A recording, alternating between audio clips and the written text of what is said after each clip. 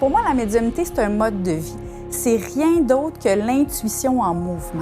Faites confiance à votre intuition. C'est la clé de votre abondance.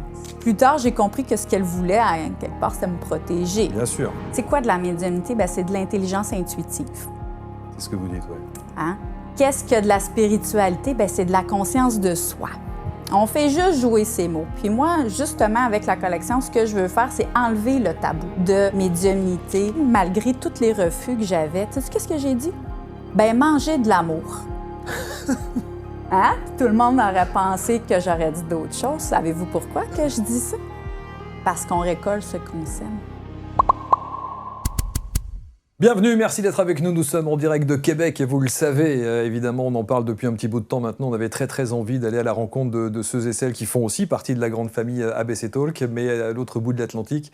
On est donc installé à Québec pour recevoir des personnalités qui vont vous parler d'abord de leur expertise, mais surtout de leur parcours de vie et de quelle manière ils sont arrivés à être ceux ou celles qu'ils sont aujourd'hui. Et j'ai le grand plaisir d'accueillir pour démarrer l'émission et cette série d'émissions Julie Vaudreuil, qui est installée sur les canapés. Bonjour Julie. Bonjour Marc. Mais quel bonheur de commencer par vous. Ah, vraiment? Je suis ravi, absolument. Merci d'être là. Vous êtes médium, vous êtes conférencière, vous êtes auteur surtout.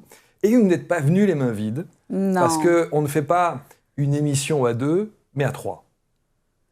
Eh bien, avec tout ce que j'ai apporté aujourd'hui, on est beaucoup plus que trois. On est beaucoup plus que trois, mais en tout cas, en présentiel, on est trois. Oui. Il y a cette petite mascotte qui est ici et qui vous représente aujourd'hui, parce que il faut que vous nous racontiez évidemment l'histoire de cette mascotte, de ce hibou, qui fait partie de votre édition, votre collection en fait. Oui, écoute, Marc, tout a commencé lorsque j'ai commencé à dessiner. Il faut comprendre que la collection Spiritualité Jeunesse, c'est une série authentique entièrement dessinée à la main. Et lorsque j'ai visualisé le projet, je me suis dit, qu'est-ce qui pourrait accompagner la collection comme mascotte? Et c'est là que j'ai dessiné, en fait, le hibou derrière une fleur de vie pour vraiment venir représenter pour moi l'unité. Et lorsque je vais faire différents salons, j'avais envie d'apporter l'essence avec moi. Et c'est là que j'ai fabriqué Soul. En fait, son nom, c'est Soul. Comme le dessin animé, il y a un dessin animé qui s'appelle Soul. J'en ai aucune idée, je ne le connais pas. Oui, absolument, qui veut dire âme. Oui. C'est ça. Oui. Je ne l'ai pas vu, mais j'en ai entendu parler par contre. Et le hibou, en fait, je l'ai cousu à la main avec beaucoup d'amour pour permettre à la collection de continuer de prendre vie. Et la symbolique du hibou, évidemment, a une dimension particulière. Et je trouve que le fait d'avoir matérialisé comme ça sous la forme d'une sorte de poupée ou de peluche, pour les enfants, c'est beaucoup plus compréhensible. Parce que vous vous adressez à qui au travers de cette collection qui s'appelle Spiritualité Jeunesse? Écoute, Marc, c'est à la fois pour les enfants, mais j'ai aussi beaucoup d'adultes dans les salons qui m'ont dit « Julie, avec ta collection, j'ai pu guérir mon enfant intérieur. Et grâce à ça, aujourd'hui, je me sens outillée pour aider ma famille, mes enfants, mais aussi mes amis. » Parce que dans mon parcours, Marc, moi, ça fait depuis une dizaine d'années que je fais de l'accompagnement spirituel professionnel, bien sûr. Puis, j'avais vraiment envie d'offrir une collection qui n'est pas juste un livre, qui est un outil, mais un accompagnement avec des activités interactives qu'on peut intégrer au quotidien. Et j'ai encore des adultes qui me disent « Julie, j'ai envie de commencer dans la spiritualité, mais t'es arrivé plein de choses, mais j'ai pas envie de lire un livre ça d'épais que je comprends pas. » C'est sûr. Et ça, c'est en fait, c'est de la médiumnité enseignée avec simplicité et clarté. Ça veut dire que repasser par la case enfant, même pour un adulte, la compréhension est plus simple et moins fastidieuse que si effectivement on devait parler soit de physique quantique, soit de dimensions parallèles et autres, avec des livres qui sont parfois difficiles à digérer. Donc peut-être que le dessin, la bande dessinée, le côté ludique est plus intéressant, plus facile en approche quand on parle de spiritualité, de médiumnité? Oui, puis moi, dans la méthode Babaji, en fait, je viens apporter de la médiumnité d'une façon éducative. Il n'y a rien de mieux que d'apprendre à mettre des mots sur ce qu'on voit, sur ce qu'on ressent. Et surtout, lorsque ça devient un quotidien, plus tard, on ne cherche pas à essayer de se reconnecter avec ce qu'on est déjà. On est habitué d'entendre le mot âme, on est habitué d'entendre le mot clairvoyance. Et ça fait partie d'un apprentissage. Et en fait, pour plusieurs personnes, c'est encore un objectif à atteindre, alors que c'est vraiment à l'intérieur de soi. Alors, on a mis un titre, c'est « Comment parler médiumnité et spiritualité à nos enfants ». Alors, on a bien compris que ça n'est pas que l'approche des enfants, mais cet angle-là, on est obligé évidemment de l'aborder. En France, c'est très compliqué de parler de spiritualité, enfin, en tout cas d'associer spiritualité et enfants. C'est très controversé aussi. Et je me souviens à l'époque, on avait essayé de faire des séances d'hypnose, ne serait-ce que des séances d'hypnose avec des enfants. On a pris les foudres de guerre. Tout le monde nous a dit « Mais enfin, comment vous pouvez mettre des enfants dans cette dimension, la spiritualité, etc. etc. » Ça s'était parfaitement bien passé. Comment, au Québec, lorsque vous avez une approche entre spiritualité, médiumnité et enfant, ce triptyque-là fonctionne? Comment est-ce que c'est perçu? Comment est-ce que c'est accueilli? Bien, la première des choses, il faut comprendre que chaque personne, on a à vivre des expériences et de tirer profit. Mais comment je fais, moi? Dans tout processus d'éveil, Marc, la première étape consiste à prendre conscience de sa lumière intérieure. Et la lumière intérieure peut avoir plusieurs mots. C'est pour ça que dans la collection, moi, ce que je fais, c'est que j'ai mis des mots en caractère bleu qui font l'objet d'un lexique parental à la fin, pour justement venir accompagner la lecture. Mais c'est aussi une collection pour venir, est-ce que moi, mes croyances sont encore d'actualité? Est-ce que je peux venir le moduler? Parce que c'est pas à moi à décider en quoi croire puis en quoi pas croire. T'sais? Mais par contre, je vais apporter les mots d'une façon générale. Donc, tu sais, comme dans le premier tome, Olivier, la naissance d'une âme.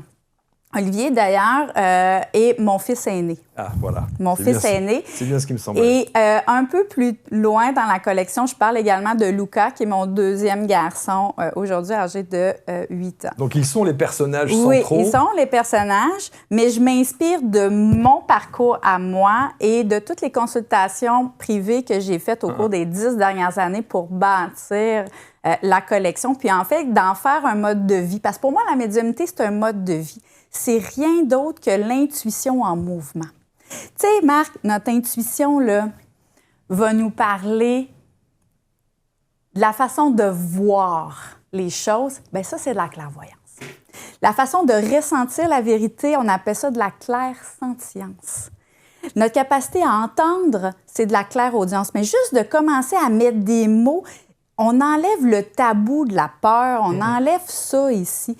Puis, justement, dans le premier tome, Olivier, la naissance du monde, j'amène à ce que l'enfant puisse connecter avec sa source personnelle, divine, peu importe le nom qu'il lui donne. Puis c'est exactement ce que je dis. Toi, comment l'appelles-tu? Que tu l'appelles source divine, que tu l'appelles Dieu ou que tu l'appelles grand schtroumpf, là, c'est pas important. Mais tant que ça a une signification pour toi et que tu puisses connecter avec cette étincelle-là, parce que peu importe les événements qui vont arriver dans ta vie, de revenir à soi, c'est la base de tout processus d'éveil. Dans le premier tome, on fait justement la petite activité interactive qui est ma pochette aux merveilles, qui permet de mettre en mots comment je sens cette étincelle-là. Parce que de prendre contact avec notre âme incarnée, incarnée veut dire quoi? Notre boule d'amour, notre essence est dans un corps. Mais il y a aussi l'âme qui est désincarnée, qu'on peut, que je l'amène plus tard pour faire la différence entre une âme qui est dans un corps, une âme qui ne l'est pas. Mais c'est aussi, pour certaines personnes, on appelle ça une entité. Pour certaines personnes, on appelle ça aussi un fantôme. Donc, de prendre contact avec... Mais en fait, c'est tous des mêmes mots, des synonymes qui veulent dire la même chose. Mais on a appris à avoir peur des fantômes. Il y a juste Gaspard qui est supposé être gentil. Gaspard. Mais c'est vrai. Ouais. On était programmés. Puis encore là, si je ne veux pas les nommer, mais quand on écoute des émissions, à toutes les fois qu'il y a des fantômes ou des choses comme ça, les gens, ils ont dit « Oh mon Dieu, un fantôme! » Oui, mais ton esprit à toi aussi peut voguer n'importe quand, à n'importe quel moment. Ça arrive régulièrement. Salut, c'est Fabien Lefebvre, en direct de La Réunion pour notre dernier événement de groupe. Si toi aussi tu veux changer, évoluer, te transformer, viens participer à un de nos événements. Tu vas sur le site ABC Talk, tu auras toute la liste des événements 2026. On se retrouve, on se met au boulot. C'est parti.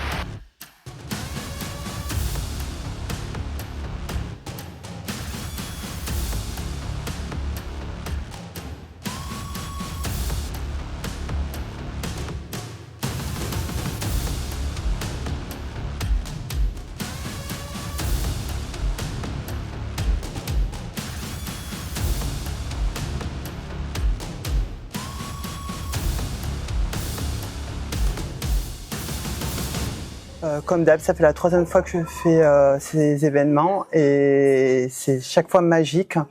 Il y a toujours des nouvelles choses et vraiment c'était rempli d'amour et de bienveillance et c'est vraiment transformateur. Et je souhaite à tout le monde en fait de vivre une expérience comme ça une fois dans sa vie.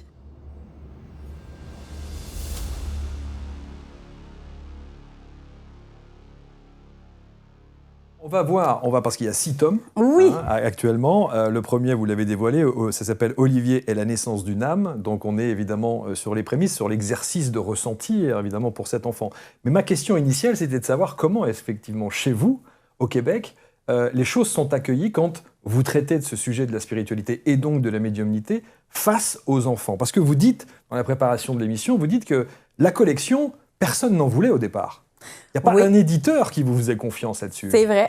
En fait, quand j'ai commencé à écrire, j'ai écrit en 2017, mais j'ai vu un potentiel ici, justement parce que j'étais en consultation avec un client, puis il m'a dit « Julie, comment tu fais pour enseigner tout ça à tes enfants? » Mais à l'époque, Luca n'était pas né, j'avais juste Olivier. Puis, c'était une révélation, Marc, j'ai fait « OK. » Et je me suis dit, les gens qui me cherchent vont me trouver. Tu sais, que je puisse les aider, les accompagner là-dedans.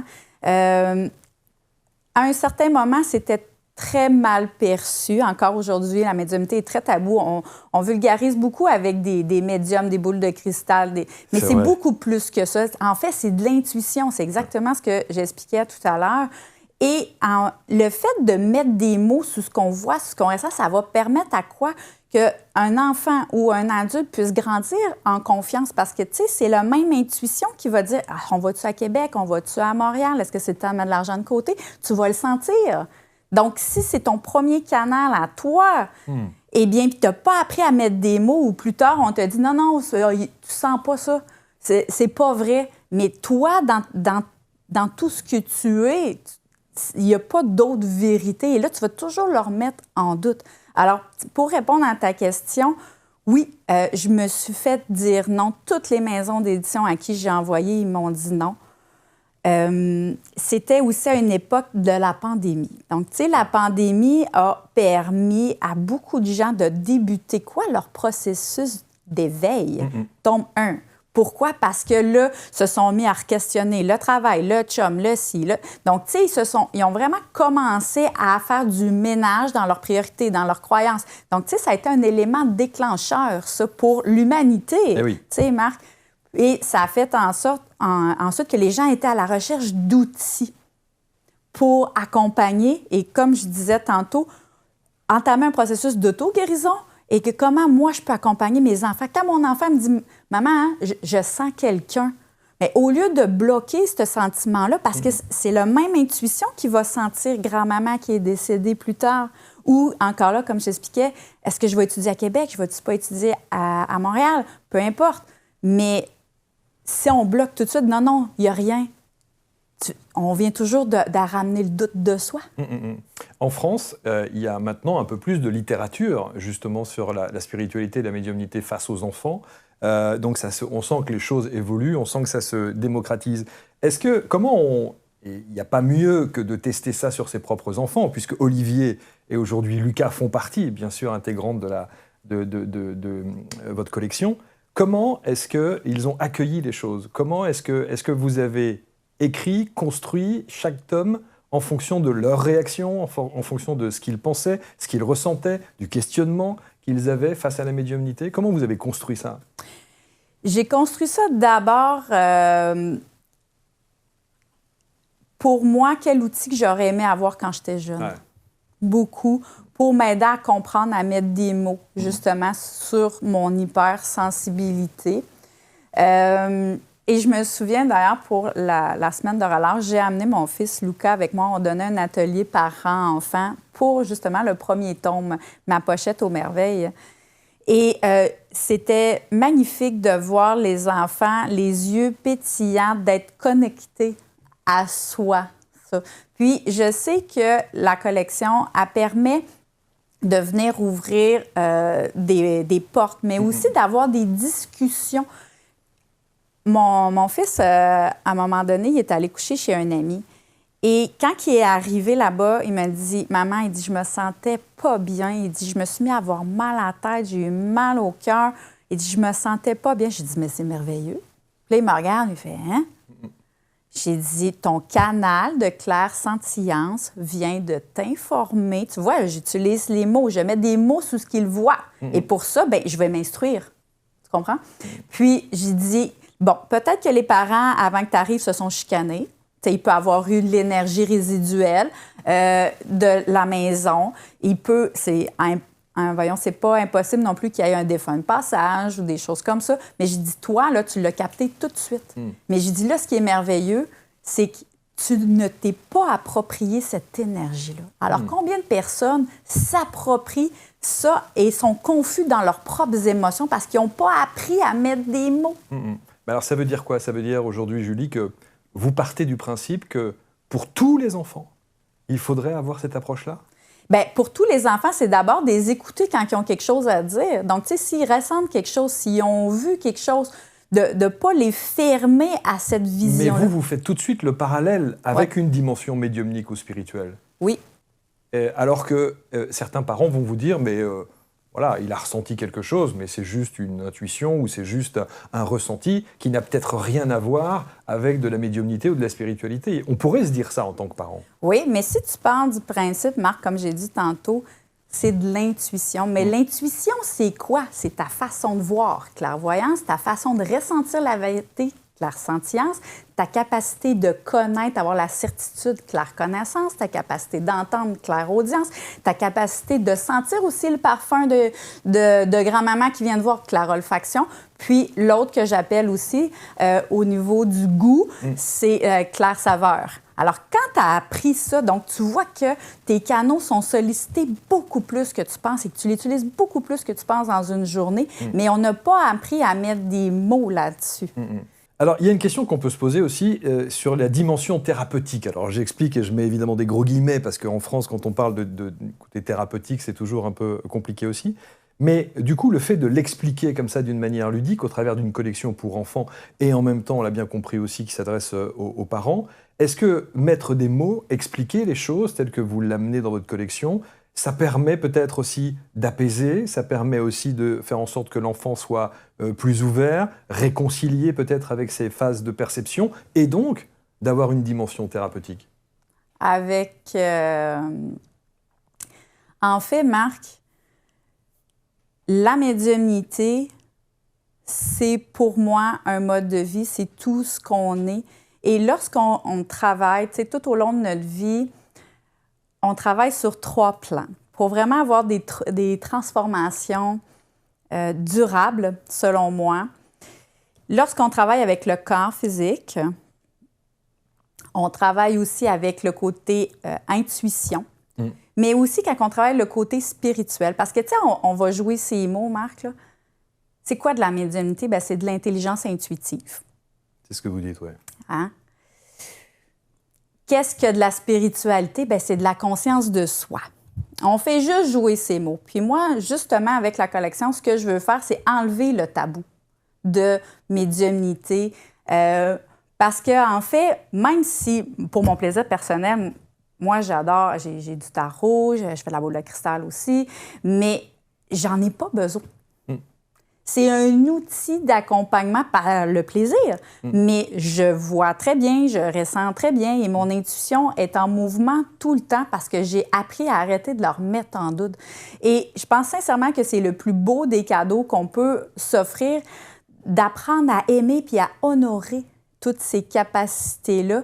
Et oui, ça devient une dimension thérapeutique parce qu'on est toujours en évolution, peu importe l'âge qu'on a. Et alors, à partir de quel âge vous conseillez effectivement d'ouvrir ces collections, ces différents tomes pour les enfants?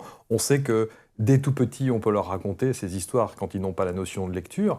On sait que jusqu'à 6-7 ans, il y a des perceptions, que les enfants peuvent ressentir beaucoup de choses. Ensuite, il y a une deuxième phase, 7 ans et plus. À partir de quel âge vous avez commencé avec vos propres enfants à leur expliquer les choses et à leur lire ces histoires? Avec accompagnement à partir de 4 ans.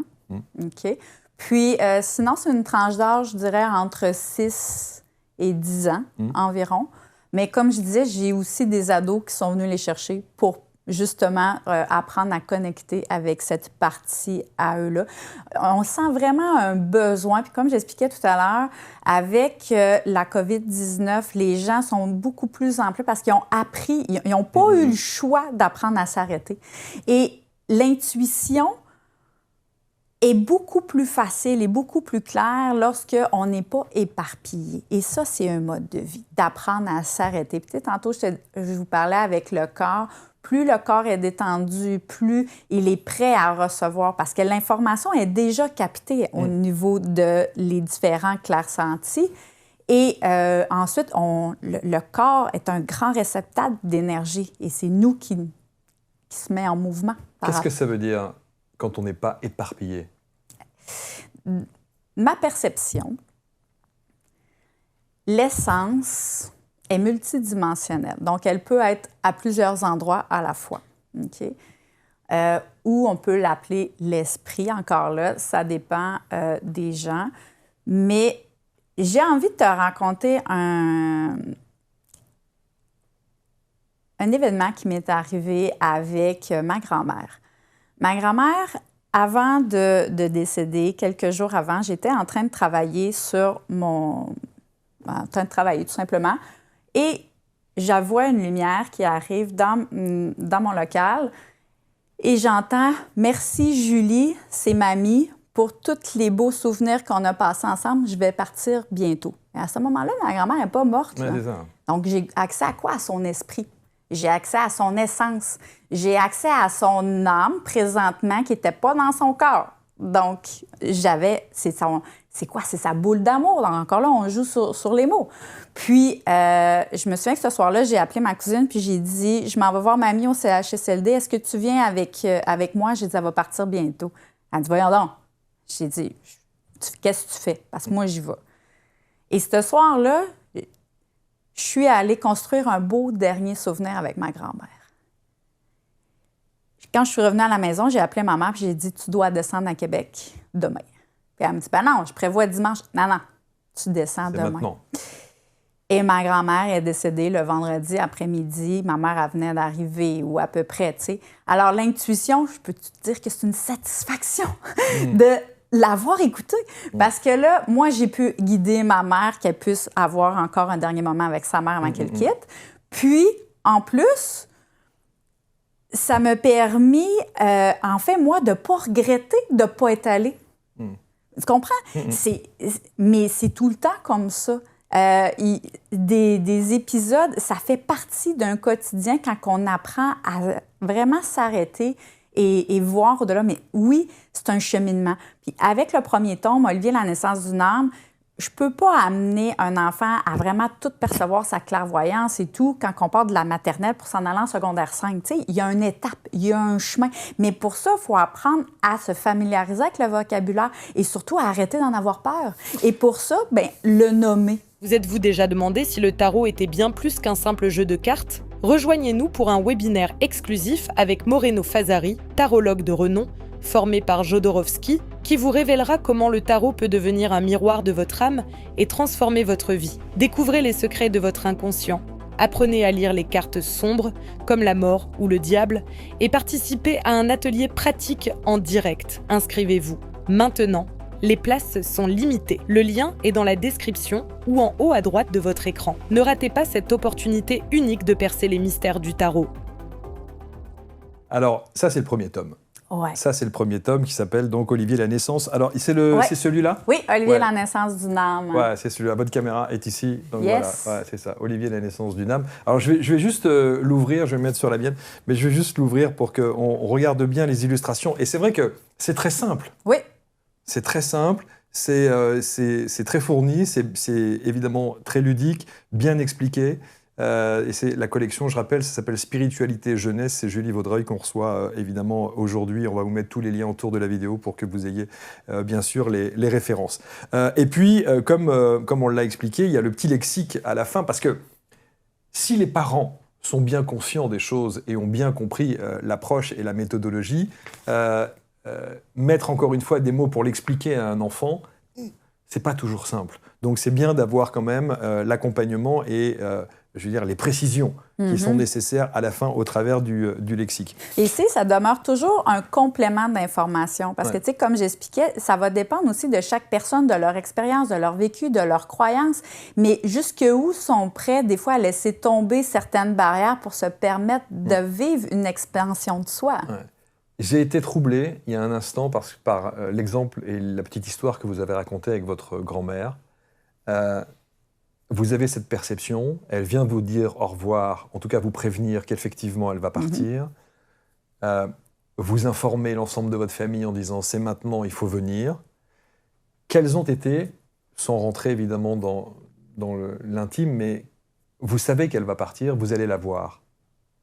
Comment se passent ces derniers instants, sachant qu'elle va partir? Au début, j'avais peur. Parce que, tu sais, on nous a appris à avoir peur de la mort. Puis, dans les derniers mois, avant qu'elle décède, ma grand-mère, elle faisait un petit peu de démence. Puis, la dernière fois que je l'avais vue, ça n'avait pas vraiment bien été. Alors, j'avais une petite résistance à y aller parce qu'elle ne m'avait pas vraiment bien reconnue. Tandis que là, quand je suis arrivée, elle savait exactement j'étais qui.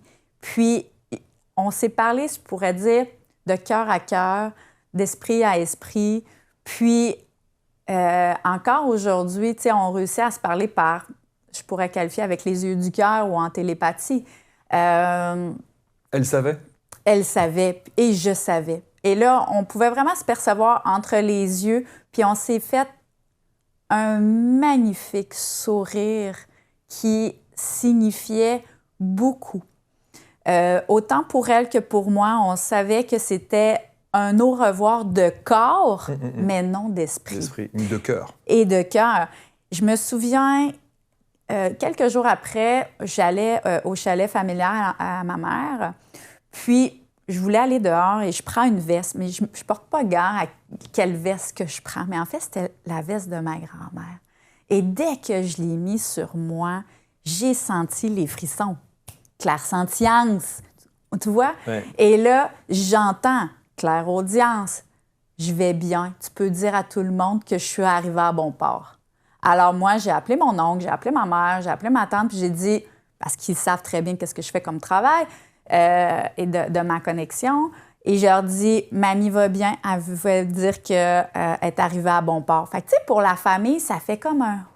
Et ils ont accueilli ça? Ils ont accueilli ça parce que c'est sûr qu'ils comprennent. Mais ça n'a pas toujours été bien accueilli. C'est sûr, j'imagine. Et une fois, ça m'est arrivé. Pourtant, c'était quelqu'un que je connaissais bien et que sa sœur était décédée. Puis j'avais des beaux souvenirs avec cette personne-là de mon enfance. Et en fait, moi, j'avais voulu livrer un dernier message les dernières volontés d'un mort, je pourrais dire ça même, parce qu'elle m'avait dit, Julie, est-ce que tu peux dire à ma sœur que je vais bien? Et elle me défile comment est arrivée de l'autre côté, qui l'a accueillie. Mais tu sais, moi, ça fait tellement longtemps qu'on ne s'est pas vus. Il y a des souvenirs, je ne me souviens pas du tout. Et je me trouve à donner des précisions, mais tu sais, la personne était en grand deuil. Elle n'a pas accueilli les douces paroles dans la bienveillance à laquelle je voulais l'apporter. Mais tu sais, aujourd'hui, bien que c'est venu au niveau de mon enfant intérieur, tu sais, j'étais blessée parce que mon objectif, c'était pas de blesser, tu comprends? Mais par contre, je sais que cette personne-là vivait un deuil très grand et c'est pourquoi j'ai décidé à l'intérieur de moi de de pas nourrir de la colère, quoi que ce soit, puis chaque chose en son temps. Mais ça m'a appris, par contre, ça m'a appris que de pas jouer au Whoopi Goldberg de mon fantôme d'amour, et qu'en fait, c'est que s'il y a des messages que je dois être livrés, c'est les gens qui viennent vers moi, même si je les connais. Parce que vous aviez envie de convaincre parfois? Pas vraiment, non. J'ai pas envie de convaincre. Moi, au contraire, je suis plus dans l'élan de partage. Donc, tu sais, si quelqu'un me pose la question, qu'est-ce que je fais de mon travail ou comment j'écris les livres, je vais répondre avec plaisir. Parce que je me dis, s'il me pose la question, c'est parce qu'il veut écouter la réponse. Mais j'ai pas à débattre mon point d'une quelconque façon. Puis, tu sais, comme j'expliquais tantôt, quand j'ai décidé de partir la collection, même malgré tous les refus que j'avais, tu sais, qu'est-ce que j'ai dit? Ben, manger de l'amour. Hein? Tout le monde aurait pensé que j'aurais dit d'autres choses. Savez-vous pourquoi que je dis ça? Parce qu'on récolte ce qu'on sème. Donc, vous donnez de l'amour pour récolter cet amour. Au meilleur de moi. Puis, j'ai dit, il y a pas... Si vous ne voulez pas embarquer dans le projet, c'est pas grave, je vais le faire pareil. Et la vie m'a amené des synchronicités que j'ai pu ouvrir ma propre maison d'édition. Puis aujourd'hui, je dis merci parce que ça me permet d'écrire où je veux, quand je veux, sur n'importe quel sujet. Et vous êtes libre. Oui, un peu comme vous. Exactement. Avec ABC Talk. Exactement. Alors, on va voir évidemment les autres. Il y a 6 tomes de cette fameuse collection avec Olivier. À quel moment, dans quel, j'allais dire épisode, mais dans quelle partie arrive Lucas ? Un peu dans le tome 3. Dans le tome 3, qui est les épreuves. Oui, les épreuves. D'abord, Marc, je veux... Comme j'expliquais tantôt, c'est vraiment une série initiatique de médiumnité éducative. Donc, la première étape, juste pour faire un topo, le premier tome, on prend contact avec son essence. C'est la première chose, dans tout processus d'éveil, de comprendre qu'on est une lumière. Dans le deuxième tome, Olivier... Je vais le montrer. Olivier, dans le ventre de maman, encore comment ça a été prouvé scientifiquement que le bébé peut absorber les émotions de sa mère. In utero. Et vraiment beaucoup. Et dans lui, moi, j'utilise la technique des bonhommes allumettes de Jacques Martel, que j'adore énormément, mais que je m'amuse moi aussi. Encore aujourd'hui, je les utilise et je m'amuse à les modeler. OK? Pourquoi je dis ça? Dans le tome 2, justement, comment est-ce que Olivier prend les émotions d'Angélique, sa mère. Puis, avec les bonhommes allumettes, je pense sincèrement que c'est le plus beau des cadeaux qu'on peut s'offrir puis qu'on peut offrir à nos enfants, c'est de se couper d'une lignée qui ne leur appartient pas, clairement. Ça. Oui, vraiment, un outil extraordinaire. Puis, je veux juste rappeler à l'auditoire aussi que oui, on peut faire les petits bonhommes allumettes avec une situation, mais moi, je m'amuse beaucoup aussi à le faire avec la version de moi que je veux laisser mourir. Donc, tu sais, si j'ai peur du succès ou des choses comme ça, bien, moi, je me permets de faire les petits bonhommes allumettes pour me laisser cette partie de moi-là avec les fausses croyances. Alors, juste un mot, une parenthèse qu'on est obligé d'ouvrir, expliquons ce qu'est le principe des petits bonhommes allumettes oui. de Jacques Martel. Bien, on peut le faire vraiment, tu sais, de façon tangible, mais sinon, juste en énergie, tu sais, on pourrait juste imaginer quelque chose qui coupe. Mais en fait, c'est qu'on dessine 2 petits bonhommes allumettes avec les chakras. Tome 7 qui s'en vient d'ailleurs, Olivier et les chakras. Donc, tous nos centres d'énergie et on les relie à des points, soit avec des personnes ou avec des situations. Puis ensuite, on enveloppe d'une bulle d'amour qu'on rayonne. Donc, ce qu'on veut, c'est quoi? C'est le meilleur pour un puis le meilleur pour l'autre. Donc, les liens d'amour durent toujours. Et ensuite, avec une belle paire de ciseaux. Donc, ça prend une feuille, une paire de ciseaux puis un crayon. Donc, c'est super simple. Puis, on vient couper. C'est juste important de comprendre que si vous êtes dans un état de colère, vous êtes dans un état de très grande tristesse, vous allez vous poser la question, est-ce que ça a marché? Mais quand vous faites vos exercices dans un état d'amour et parce que votre essence est prête à passer à un autre niveau, pas la même affaire. Parce que là, on est dans le cœur. Et là, l'énergie est multipliée et c'est là qu'on devient quoi? On devient magnétique parce qu'on vient de se libérer de des choses dont on n'a pas de besoin. Alors, qu'est-ce que vous avez fait pour vous, alors? Moi, je le fais tout le temps. Tous les exercices, Marc, là, j'ai 43 ans cette année et ils font partie de mon quotidien. Évidemment. Et je l'enseigne à mes enfants parce que plus tard, la journée que moi, je vais décéder, Je veux pas qu'ils aient peur de mon fantôme quand que je vais venir communiquer avec eux parce que je vais pouvoir les guider d'une autre façon. Puis tout leur héritage va faire partie des livres. Donc, si vous avez une situation qui vous turlupine, tome 3, tome 4, tome 5, ça va faire partie de votre vie, complètement. Puis, tu sais, petite parenthèse, avant d'aller avec Olivier et les épreuves terrestres, mon fils est déjà arrivé à un moment donné à l'école qui avait vécu un peu d'intimidation. Puis j'ai dit, on va couper les liens karmiques avec les petits bonhommes allumettes. Il me regarde, il fait « Pourquoi? » J'ai dit, ne néglige jamais l'aspect énergétique d'une situation. Et étrangement, quand on a fait l'exercice ensemble, quelques jours après, il s'est retrouvé en collaboration dans un travail de classe avec ce même ami. Il n'y avait pas le choix. Et là, étrangement, ils ont pu avoir une conversation. Changement de comportement et d'attitude. Mais elle n'était pas teintée sous des vieux souvenirs. C'était un point zéro. Donc, comment il a réagi, Olivier? Mais ils ne sont pas devenus les plus grands chums. Mais c'est pas grave, ça. Ce qu'ils avaient besoin d'aller lui montrer et vice-versa, ils ont pu apprendre chacun d'eux puis aller ensuite. Mais c'est extraordinaire parce que ça veut dire qu'aujourd'hui, Olivier, il a compris le mécanisme. Oui. Et donc, du coup, il le réitère à chaque fois qu'il Écoute, se retrouve dans une situation délicate. Moi, mon travail en tant que parent, c'est de lui donner des outils. Si lui ne veut pas les utiliser, c'est son problème. Mais ça ne veut pas dire que plus tard, dans quelques années, avec la maturité, ou que ce soit Lucas, ou que ce soit même mes neveux, mes nièces, peu importe, peut-être qu'à certains moments, ils ne sont pas prêts, mais les outils sont là. Et je suis convaincue que la vie va s'assurer que un petit pop-up, puis OK, je vais ressortir le livre de maman. Qu'est-ce qu'elle voulait nous dire? Puis, tu sais, dans le tome 3, Olivier et les épreuves terrestres. Ouais, alors ça, il faut qu'on en parle, évidemment. Oui, et on en vit tous, Marc, des deuils. Okay? On comprend qu'il y a un deuil dedans. On comprend qu'il y a beaucoup de familles qui vivent dans ces épreuves-là. Mais aussi, là, ça nous arrive à tous d'avoir une journée burk. Tu sais, une journée que ça va moins bien. Eh bien, dans lui, je fais une activité interactive qui est ma baignoire magique. Et en fait, ça m'était inspiré, moi, d'un voyage initiatique avec des guérisseurs balinais il y a quelques années, que j'ai voulu adapter ici. Donc, dedans, je donne une technique de comment se libérer d'un trop-plein d'émotions d'une façon saine et positive. Fait que même moi, là, une journée où est-ce que... Parce que je suis quelqu'un qui est très sensible. Si je vais dans des endroits où est-ce qu'il y a beaucoup de monde et que je me sens envahie dans mon champ d'énergie, je vais faire l'activité du tome 3. Quand mon fils passe une mauvaise journée à l'école ou que je le sens plus qu'il a ramassé beaucoup d'énergie, je vais dire, va prendre ton bain avant le souper. Il ne comprend pas encore tout, c'est normal.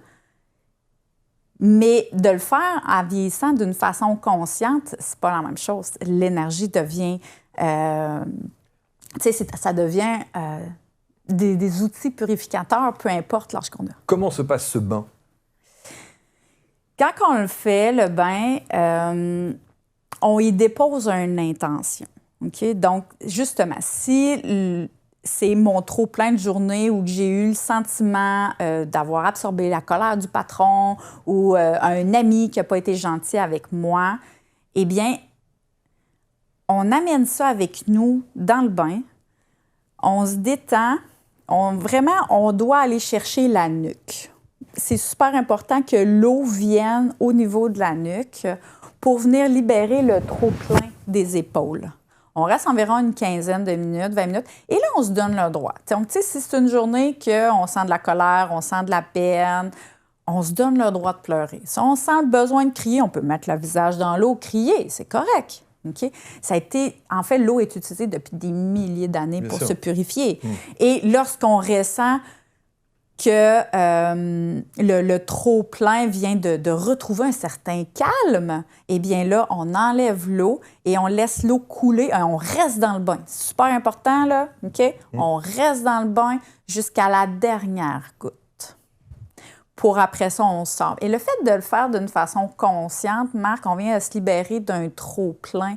Et ça nous permet d'avoir quoi? Un meilleur sommeil, des nouvelles idées, de l'inspiration. Est-ce qu'on fait quoi? On fait de la place pour du nouveau. Et c'est fou parce qu'on entend, c'est dans le langage courant et c'est très commun de dire « je vais prendre un bain, ça va me détendre ». Mais c'est une réalité, en fait.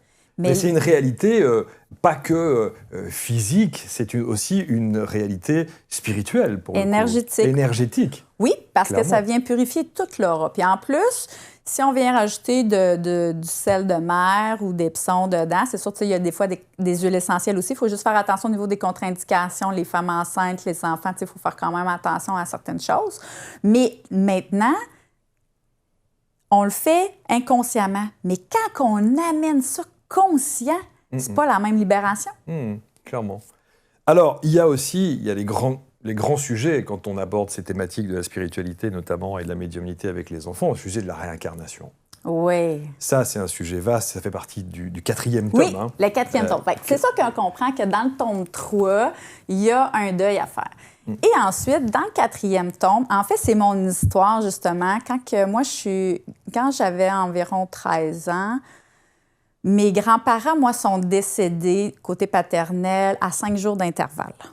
Donc, tu sais, une jeune enfant qui n'a jamais vécu de deuil vraiment et que là, je dois me retrouver à l'église pour faire les funérailles sans comprendre ce qu'est la mort. Moi, je me souviens d'avoir touché, je trouvais ça froid. Puis en fait, on m'a enseigné à ce qu'après la mort, il n'y a plus rien. Mais pourtant, moi, je sentais qu'il y avait beaucoup de monde dans la salle, plus que du monde vivant, j'ai envie de dire, parce qu'il y avait beaucoup d'énergie. Et dans lui, je voulais amener justement la connexion qui va au-delà, en fait, un peu comme je t'expliquais tantôt avec ma mamie, tu sais. Puis, justement, que ce soit le chien, le chat, le poisson, grand-maman, grand-papa, un ami, peu importe, pour commencer son processus de deuil, dans lui, je fais un beau petit rituel, ça s'appelle le ballon de la destinée. Bien sûr, j'encourage toujours à prendre des ballons biodégradables pour la planète, on s'entend. Mais ici, l'objectif, c'est de faire un hommage à la personne avec qui on a passé des bons souvenirs, de la remercier. Ça permet ensuite à l'âme qui est endeuillée de commencer son processus de détachement, de s'ouvrir aussi à peut-être d'autres types de contacts, et à l'âme qui est présentement en transit, de poursuivre son chemin de l'autre côté. Donc, c'est à la fois gagnant-gagnant ici. Fait que d'un côté comme de l'autre, chacun chemine, mais l'amour demeure toujours. Alors, les illustrations, c'est vous qui dessinez? Oui, tout au complet. C'est avec pastel gras, crayon de bois, peinture acrylique. Donc, tout a été fait entièrement à la main. Ouais. Puis, je te dirais en toute honnêteté, Marc, moi, ce projet-là m'a amené à me libérer du besoin de perfection. Et c'est pour ça que je l'ai amené vraiment une série authentique, parce que, tu sais, dans ce qu'on connaît aujourd'hui avec l'intelligence artificielle et tout ça, on cherche que tout soit parfait. Puis, quand j'ai commencé à écrire, j'avais pas des logiciels, moi, pour pouvoir faire les montages, comme un graphiste, des choses comme ça. Le nombre d'images que j'ai refaites 3 fois parce que le nez n'était pas assez beau, les yeux n'étaient pas assez beaux. Puis je me suis dit à un moment donné, bien, Julie, sois fière de ce que tu as fait. Puis tu sais de toute façon que la collection va continuer d'évoluer en son temps. Et justement, de se lancer malgré tout, puis d'apprendre à être fier de soi. Et ça fait partie d'un parcours. Mais je suis sûr que si vous aviez cherché cette perfection-là et instauré cette perfection-là dont vous parlez avec l'intelligence artificielle ou même avec, je ne sais pas, un dessin et une manière de faire beaucoup plus précise, il n'y aurait pas le même impact. Non, sûrement pas. Puis, tu sais, chacun vit une intuition, tu sais, va connecter avec son côté artistique. Il y en a que c'est la musique, il y en a que c'est les dessins, il y en a que c'est autre chose. Mais peu importe, tu sais, d'apprendre à connecter avec soi puis de pouvoir s'offrir le droit d'aller au bout de ses rêves. 2 questions. Évidemment, la réincarnation. Vous allez nous expliquer comment est-ce que vous abordez cette thématique de réincarnation avec un enfant, et en l'occurrence. Et la deuxième question, c'est, je voudrais que vous répondiez à celle-là, s'il vous plaît, c'était de dire, vous êtes face au double décès de vos grands-parents, vous avez 5 ans. Beaucoup de parents se disent, ça n'est pas la place d'un enfant que de venir à une cérémonie ou de voir le corps de ses grands-parents décédés. Beaucoup pensent ça. Oui. Quand on a 5 ans, qu'est-ce que vous en pensez? Bien, moi, quand mes grands-parents sont décédés, j'avais 11 ans. Mais oui, il y a certaines personnes dans mon entourage qui n'ont pas voulu que les enfants soient là. Puis, j'ai aussi un oncle qui est décédé quand moi, j'avais 3 ou 4 ans. Et j'étais en colère parce que ma mère ne voulait pas que j'y aille. Et plus tard, j'ai compris que ce qu'elle voulait, quelque part, c'était me protéger. Bien sûr. Donc, c'était me protéger. Mais en même temps, d'oser dire, pas d'oser dire, mais plutôt, tu sais, la mort fait partie du cycle de la vie. Comme je disais tantôt, que ce soit le chien, le poisson, la grand-mère, il y a un cycle qui se fait de continuité ici.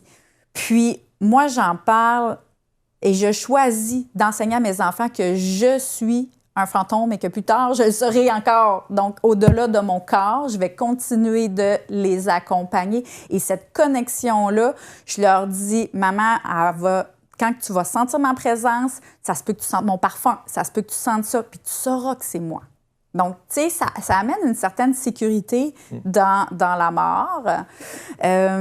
Puis, ça demeure un choix personnel. Mais justement, je pense que peut-être que la collection, pour certains parents, ça pourrait leur aider à dépasser certaines peurs et à apprivoiser, en fait, cet aspect de la vie, en fait, qui amène l'âme à poursuivre son chemin d'un autre côté. En tout cas, vous le conseillez, vous dites que ça ne peut pas être quelque chose de négatif que de se retrouver face à la mort, pour le coup, quand on est enfant?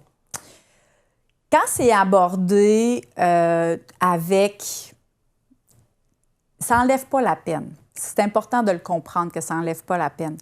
Mais la communication va bien au-delà de la mort. Mais ça peut engendrer la colère si on n'y va pas et si on n'est pas face Moi, à ça. honnêtement, quand mes parents m'avaient dit que je ne pouvais pas y aller, au début, je l'ai plus ou moins compris, mais en vieillissant, quand j'ai moi-même appris à me libérer de la peur de la mort, ou du moins à apprivoiser cette partie-là. Il y a des flashbacks qui m'est revenu de tout ça, que j'avais pas le droit et que je pouvais pas. Et aujourd'hui, j'en veux pas à mes parents non plus. Tu sais, je le comprends pourquoi ils l'ont fait. Mais si on m'avait initié plus tôt à justement faire des rituels de passage pour que je puisse vivre mon chagrin, mais tout en faisant un hommage. Donc, tu sais, ça aurait fait partie d'un quotidien et je me serais pas coupée pendant des années à tout ce que je voyais, tout ce que je pouvais percevoir. Mais tu sais, oui, il y a des techniques de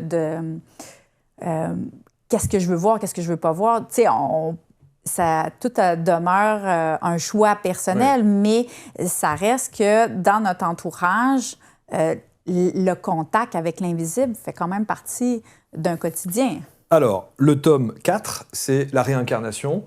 En un mot, comment aborder ce sujet de la réincarnation face aux enfants?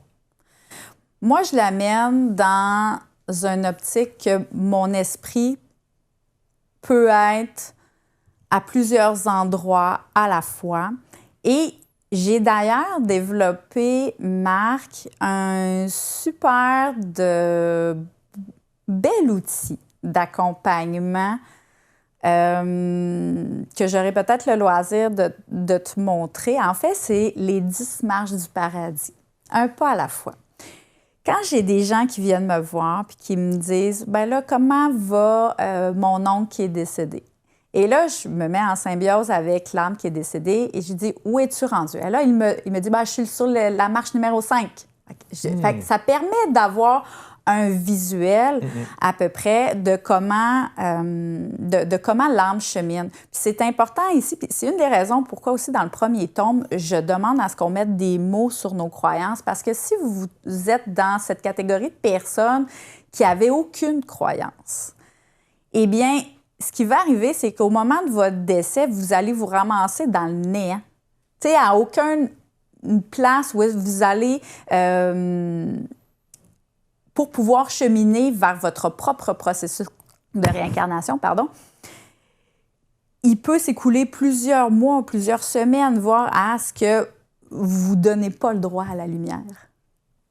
Et ça, c'est super important dans un processus d'incarnation, que ce que j'ai pu apporter, je l'ai donné au meilleur de moi.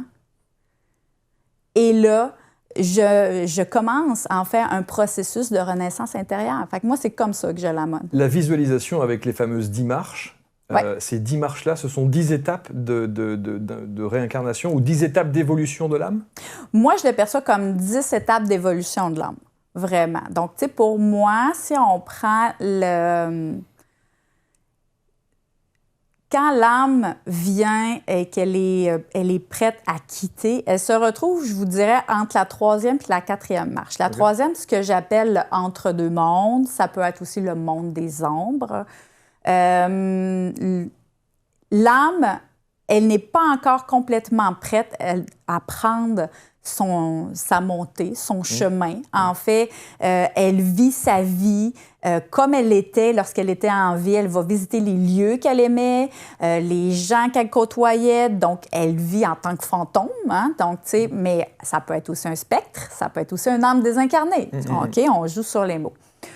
Puis, le moment du décès arrive et que les funérailles, en fait, tous les gens qui se rassemblent pour pouvoir donner un hommage à cette âme-là, ça fait quoi?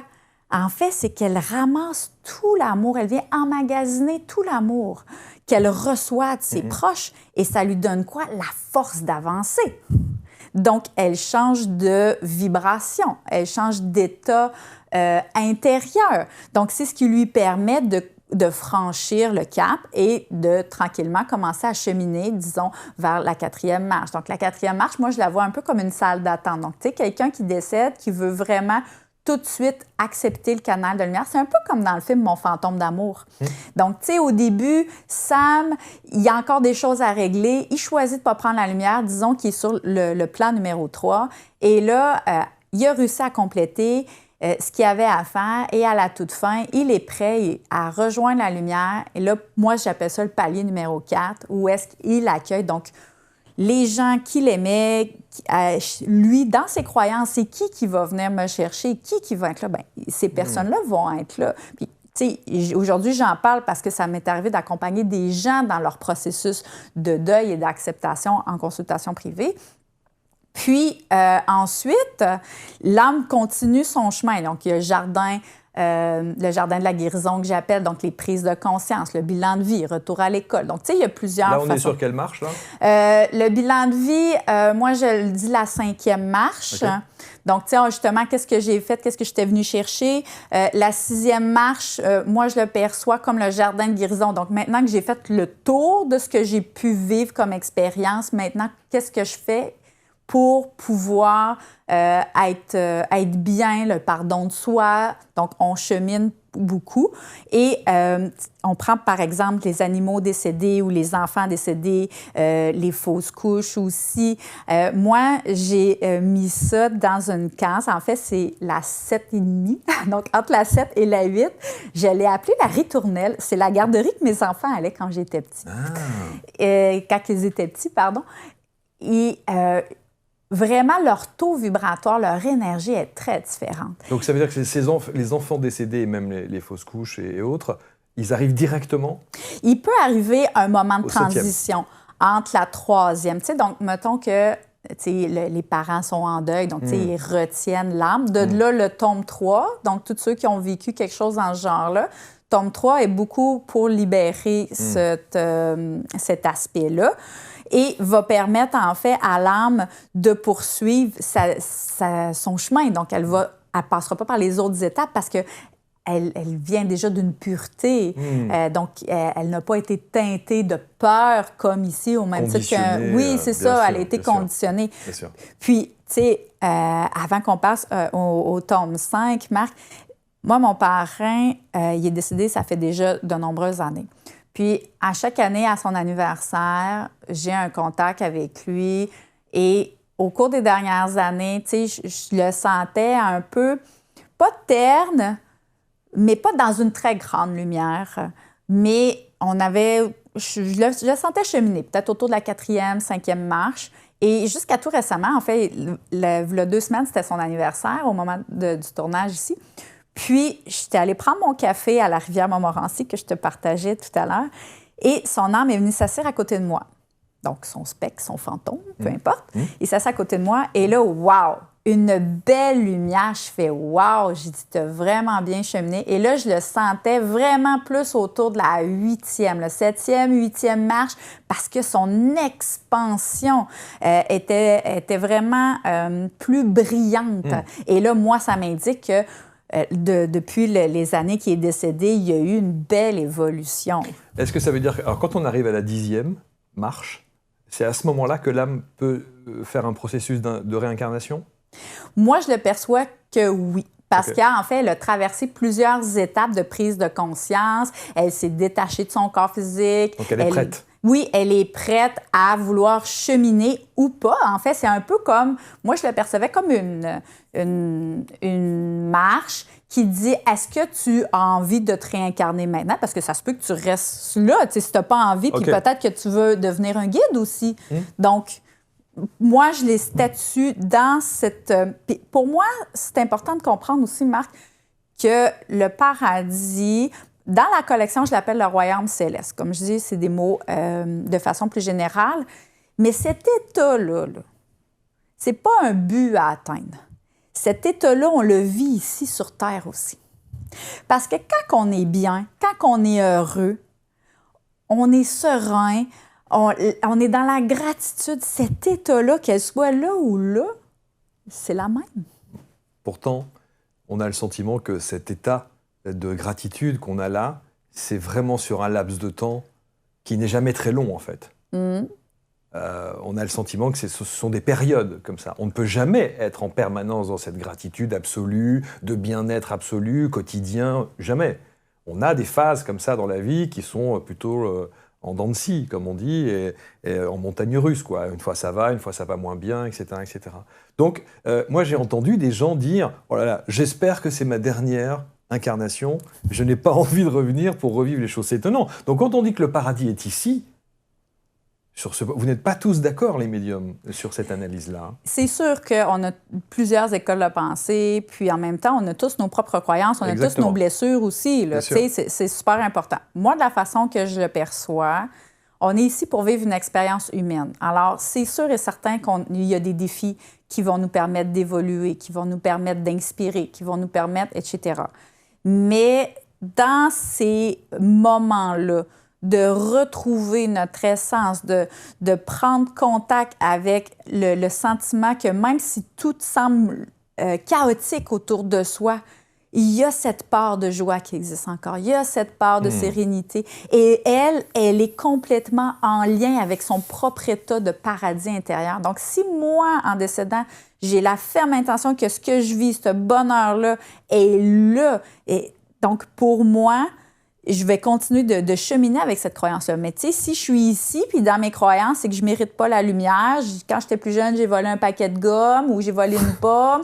Mais là, je ne suis pas sûre, je ne peux pas. Alors, vous allez vous retrouver entre deux mondes jusqu'à temps qu'il y ait des gens comme moi, des médiums, ou peut-être même des membres de la famille, tu sais, inconsciemment. Donc, ceux qui sont ouverts et réceptifs, qui vont vous aider à cheminer la marche 4, 5, 6, 7, 8, 9, 10. On va terminer avec les deux derniers tomes, le 5e et le 6e, puis on va parler évidemment du coffret. Juste un mot, parce qu'il y a des gens qui doivent se dire, est-ce qu'on peut vous consulter en médiumnité privée? Oui. Oui, bien sûr. Hein, ça, vous le faites régulièrement. Et évidemment, en visio, vous n'êtes pas obligé de venir à Québec, même si vous avez envie de vous balader et d'aller voir les chutes de... Les chutes Montmorency. Montmorency, qui sont absolument... Il n'y a pas que les chutes du Niagara, hein, on est bien d'accord, il y a aussi tout le reste. Alors, le tome 5, c'est le pouvoir créateur. Oui. Moi, Marc, il y a quelques années, j'ai gagné au 649. Donc Qu'est-ce que c'est, ça? Ici, au Québec, c'est la loterie. OK. De l'Auto-Québec.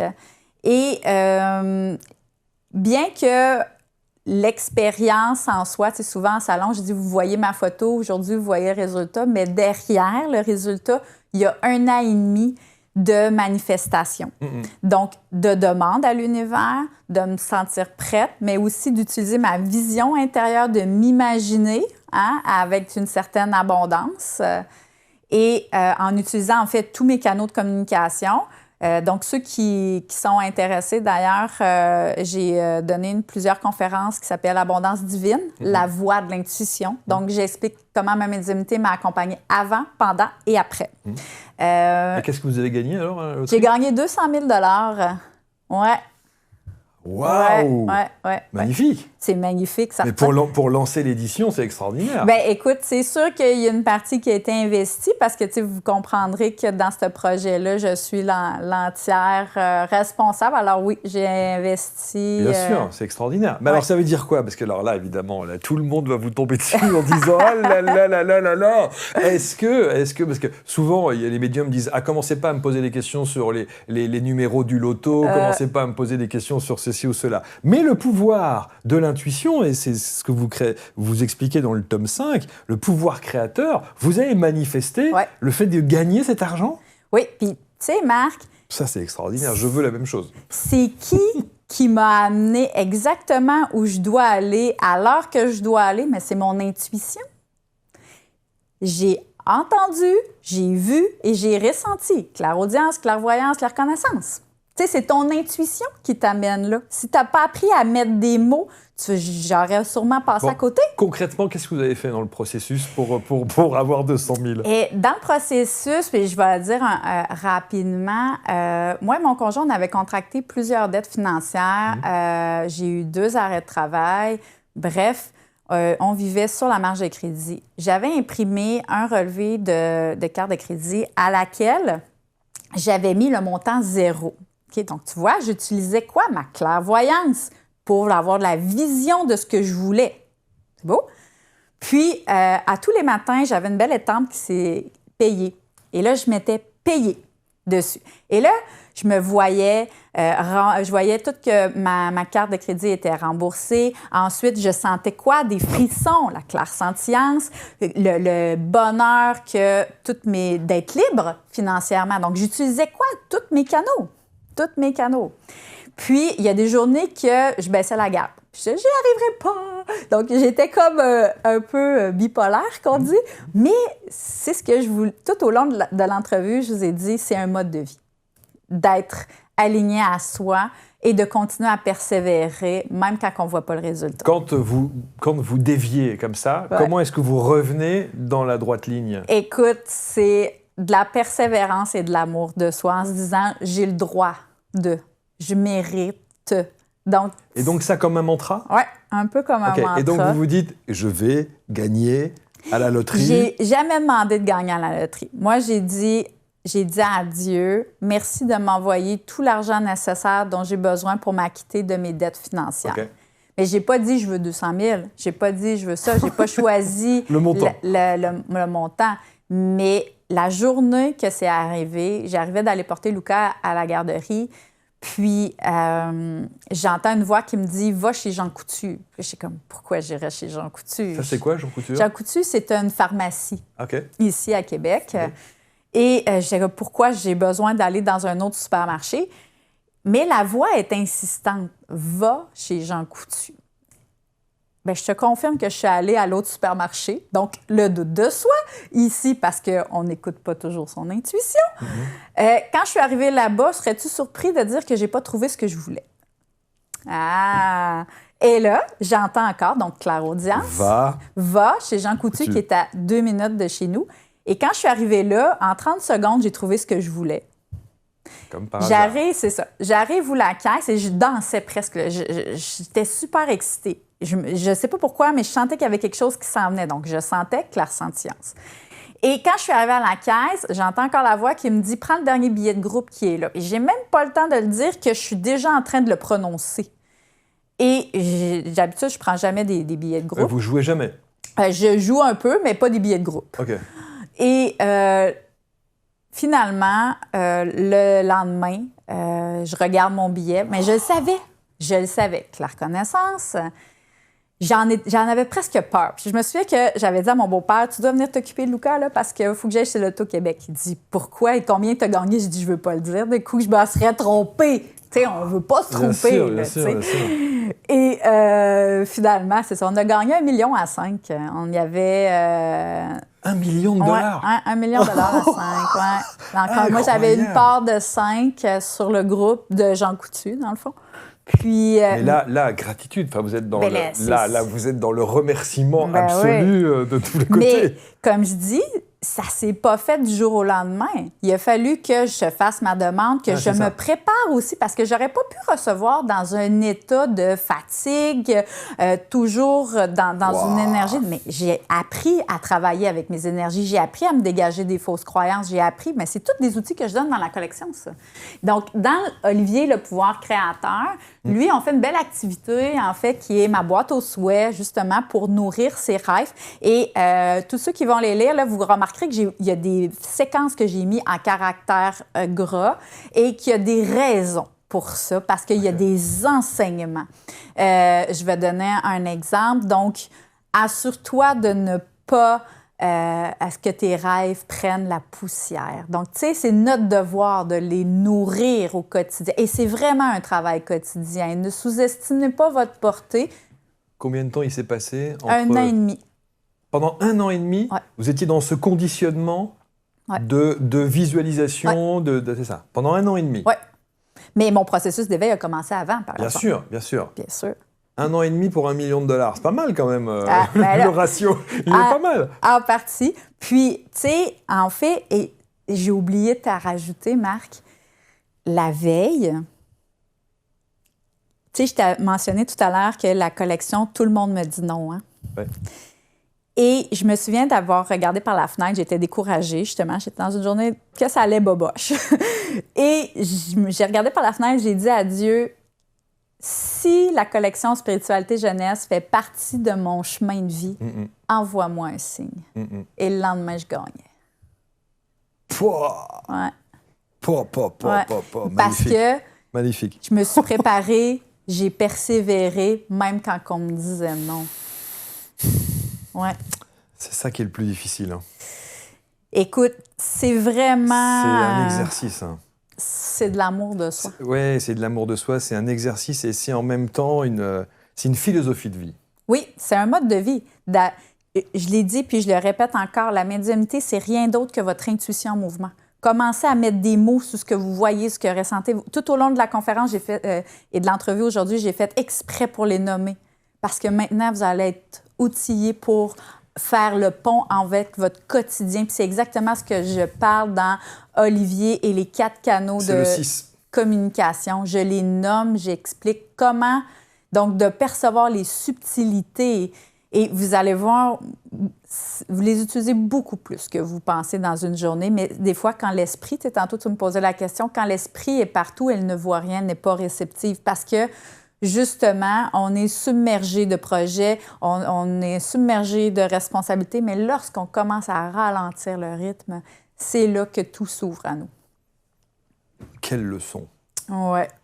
Est-ce que le principe, parce que ça aussi c'est très controversé, je vous garderai des heures, mais pour terminer, le vision board par exemple, on parle souvent du vision board, se faire ce fameux tableau pour ceux qui ne savent pas nécessairement, et vous mettez à l'intérieur de ce tableau tout ce que vous désirez, et vous êtes dans cette énergie-là. Et vous croyez à ça? C'est intelligent de faire ça?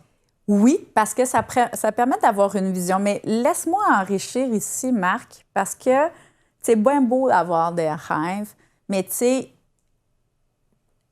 si vous n'êtes pas prêt à vous engager à les réaliser, il n'y a personne qui va le faire pour vous. Parce que c'est bien beau coller une photo de la belle maison ou de la belle voiture, mais si vous n'avez pas commencé à mettre de l'argent de côté pour nourrir votre rêve, bien sûr, ça ne donnera rien. C'est toute la nuance qu'il peut y avoir entre faire en conscience et pas en conscience. Parce que lorsque vous faites un tableau, un vision board, ou même que vous manifestez, comment être sûr qu'on est en train de le faire véritablement en conscience? D'abord, quand tu le fais avec le cœur, tu ne te poses pas la question. Ça, c'est pareil. Quand j'ai remporté au 649, la vie m'a amené à apprendre à recevoir cette journée-là, mais aussi à déposer mes limites. Est-ce que je suis obligée d'en donner? Je ne suis pas obligée d'en donner? Parce qu'écoute, on pourrait en parler toute la journée. Mais c'est sûr, c'est sûr. J'ai été confrontée à beaucoup de choses. Est-ce que vous l'avez fait ou pas? Je ne l'ai pas faite parce que je me suis dit, tu sais, à un moment donné, c'est arrivé. On avait eu un repas familial, puis quelqu'un qui m'avait dit, puis « Hey, Julie, c'est toi qui as gagné, c'est toi qui paye la facture pour tout le monde. » Mais c'est arrivé à plusieurs reprises. Au travail, c'est arrivé à... C'est sûr. Et je me suis arrêtée, puis je me suis dit, bon, première des choses, si je me le fais demander, c'est clairement, c'est non. Et si je me pose la question, est-ce que je devrais payer? Je ne suis pas dans le cœur, je suis dans la tête, dans le besoin de plaire. Parce que si j'ai envie de le faire, je vais le faire. Bien sûr. Je ne me poserai pas la question. Ça veut dire que, comment vous avez considéré les gens qui sont venus vers vous et qui vous ont demandé de faire? Ça a été de grands enseignements. Au début, j'étais un peu réticente, en toute franchise. Mais avec le temps, j'ai compris qu'ils m'ont amené à déposer mes limites. Parce que j'ai appris à avoir un regard différent. En tout cas, c'est vraiment, mais quelle leçon, c'est vraiment très intéressant. Et c'est vrai que, autant il y a des choses très concrètes que l'on comprend quand on mentalise les choses dans votre approche et dans votre expertise, autant parfois, effectivement, quand il s'agit de le mettre en pratique, c'est pas toujours évident. C'est pour ça que la collection, elle est intéressante, et c'est pour ça que le côté parfois enfantin qu'il peut y avoir dans la manière dont vous dessinez ou même la manière dont vous expliquez les choses permet aussi d'avoir une approche simple, ludique, intelligente et une mise en pratique assez rapide. Il y a un coffret, vous avez fait un coffret? Oui, en fait... Je ne sais pas s'il y a une raison à l'étouffement, oui. mais il doit y avoir un lien de cause à effet quand on parle de cet argent et de cette manière dont c'est venu vous challenger quand même. Oui, c'est venu me challenger parce que j'apprends encore à tous les jours. Sans doute. Et je le dis avec toute humilité et beaucoup d'amour. Et les gens qui ont été placés sur ma route m'ont beaucoup apporté sur moi, sur ma façon de comment je voulais voir puis manifester ma vie aujourd'hui. Ouais. Et malgré tout, même si au début, c'est un peu inconfortable parce qu'on rouvre des blessures. Bien sûr. Hein? Mais j'ai appris à m'outiller pour passer à travers. Et c'est un peu ce que je transmets avec la collection. Ce que tu tiens dans tes mains, Marc, c'est le coffret. C'est les 6 livres. Les 6 tomes, oui. Et dans chacun des livres, il y a une pierre, excuse-moi, on va arrêter 30 secondes. Mais en fait, on va rien couper du tout parce que non, on est en condition, on tourne en condition directe. Mais c'est intéressant de voir où est-ce que c'est venu vous chercher que de parler de ça. C'est vraiment intéressant. Oui, écoute. Mais c'est très très bien. Non, mais c'est très très bien. Moi, j'aime ce côté authentique. Ça va? Oui. C'est bon? Je vais y arriver. Ah, c'est parfait. Voilà, reprenez vos esprits. Donc, il y a effectivement les 6 tomes dont on vient de parler, qui sont réunis dans ce coffret, et des bonus aussi à l'intérieur. Vous parlez d'un collier, il y a les signes, les 6 signets aussi. Oui. Les petites pochettes de rangement avec le tissu, etc., etc. Et donc, vous en avez fait un coffret. Il y a les 6 tomes. Dans chacun des tomes, il y a des pierres qui ont été sélectionnées. Pourquoi? Parce qu'en fait, la lithothérapie est aussi un outil d'accompagnement. Bien sûr. Okay? Donc, dans le premier tome, c'est le quartz clair qui a été choisi, en fait, pour la connexion avec l'âme. Le signet accompagnateur, ça explique quelles sont les propriétés de la pierre, comment l'utiliser, comment la recharger et comment la purifier. Donc, dans chacun des livres, c'est comme ça, avec chacun des signets. Dans le tome 2, je suis allée chercher la cornaline pour la confiance en soi et dans le ventre de maman. On aura bien compris. Dans le tome 3, la jaspe rouge pour la peur du changement, ici. Dans le tome 4, on est allé chercher la lapis lazuli. Pourquoi? Parce qu'à l'époque de l'Égypte antique, on l'utilisait pour les rituels de passage d'âme dans les sarcophages. Alors, c'est pour ça que c'est elle qui a été choisie. Dans le tome 5, l'amazonite, pierre d'abondance, ici qu'on utilise beaucoup en rituel. Et dans le tome 6, la pierre de lune, ici pour développer ses capacités innées. Donc, dans chacun des tomes, il y a la pierre qui va avec. Et tout ça est réuni dans ce très joli coffret. On va mettre le lien autour de la vidéo pour que vous puissiez, bien sûr, d'abord rentrer en contact avec vous, Julie, et puis pour des séances privées, si vous le souhaitez, des accompagnements, des conférences, parce que vous en donnez partout. Oui, et je vais être d'ailleurs à Bordeaux cet automne, de votre côté. Les dates ne sont pas encore fixées, mais prochainement. Chez vous, en Europe, j'ai un distributeur officiel qui est DG Diffusion. Donc, vous pouvez retrouver tous les livres. Présentement, le coffret il est seulement disponible au Québec, mais ça va venir. Chaque chose en son temps. Ça va venir, évidemment. Juste pour terminer, la dernière question, et c'est toujours le rituel dans l'émission, c'est de se dire... D'abord, j'étais très content qu'on puisse avoir cet échange-là. Je trouve que vous devez être aussi une très bonne maman parce que, évidemment, vos enfants, au travers de ce qu'ils perçoivent, ont une oreille attentive. Et tous les enfants n'ont pas cette chance-là. Donc ça, c'est bravo. Qu'est-ce que vous aimeriez qu'on retienne de vous ? Faites confiance à votre intuition. C'est la clé de votre abondance. Est-ce que l'intuition, pour terminer, la meilleure définition, c'est de se dire que la première perception que nous avons est toujours la bonne ? Est-ce que c'est vrai, ça ? Est-ce que c'est ça, l'intuition ?